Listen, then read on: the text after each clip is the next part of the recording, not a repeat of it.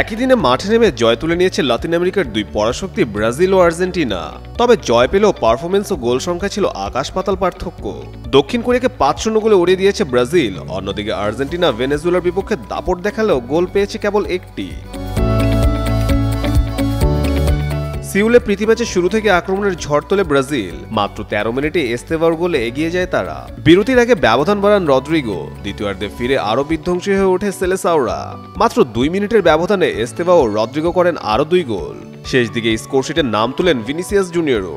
মোট 5-0 গোলের দারুণ এক জয়ে এশিয়া সফরের শুরুটা রাঙিয়ে নেয় 5 বারের বিশ্ব চ্যাম্পিয়নরা।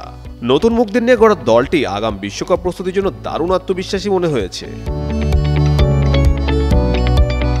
অন্যদিকে মায়ামিতে ভেনেজুয়েলার বিপক্ষে একচেটি আধিপত্য দেখিয়েও একমাত্র গোলে সন্তুষ্ট থাকতে হয় বিশ্ব চ্যাম্পিয়ন আর্জেন্টিনাকে। ম্যাচ জুড়ে বলের নিয়ন্ত্রণ ছিল স্কলানিদের দলের হাতে। তৈরি করে 17টি শট, যার 9টি ছিল লক্ষ্যে। তবে দুর্দান্ত ফর্মে থাকা ভেনেজুয়েলার গোলরক্ষক হোসে কন্ত্রাস একের পর এক শট ফিরিয়ে দেন। প্রথমার্ধে জিওভান্নি লো সেলসোর গোলে এগিয়ে যায় আর্জেন্টিনা। দ্বিতীয়ার্ধে আরও সুযোগ মিললেও সেগুলো কাজে লাগাতে পারেনি লাউতারো আলভারেজরা। বিশ্রামে ছিলেন লিওনেল মেসি। গ্যালারি থেকে সতীর্থদের গোল মিসের দৃশ্য দেখছিলেন হাসি মুখে।